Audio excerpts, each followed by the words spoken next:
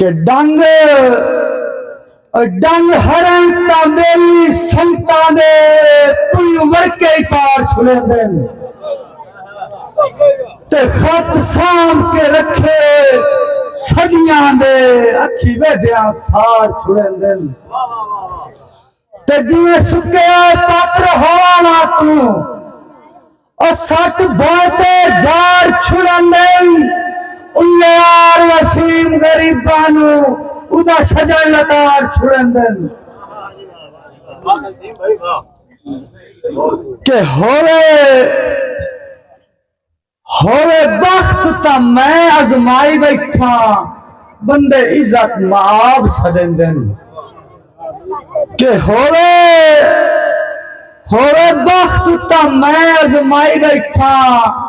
बंदे इज्जत माब सदन दिन और आपे दावत देन दिन संगतां दी पैरा हेठ गुलाब सकन दिन ते आपे देन दिन दावत संगतां दी पैरा हेठ गुलाब सकन दिन ते इंज अदब वसीम करंदे हन जिवें मुफ्त सवाब लुटेंदन ते जदा गर्जा पूरियां हो जावें उदा मिलन अजाब देंदन ते इंजे बाज पवना ओदे रावा ते वांज बाड़ा सुंदियां जाते के इंजे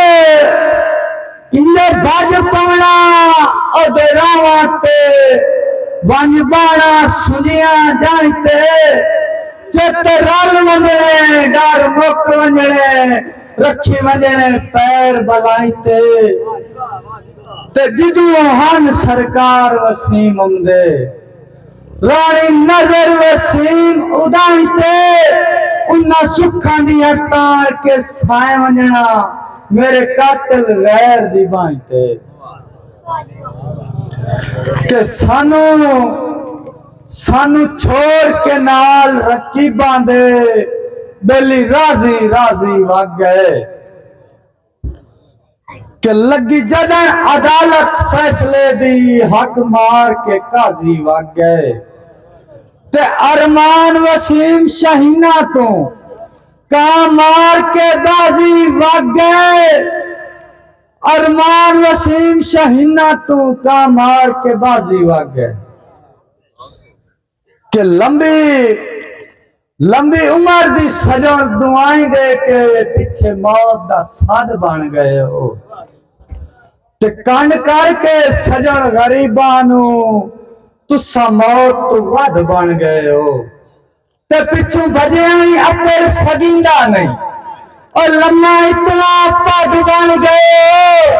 और बर्बाद वसीम दा घर करके पूरी मिट्टी दी कद बन गए हो और चलो पढ़ ले जल्दी आखिरी शेर है चलो पढ़ ले एक मेरे दोस्त की फरमाइश है जी मैं उन्हें जरूर सुनाऊंगा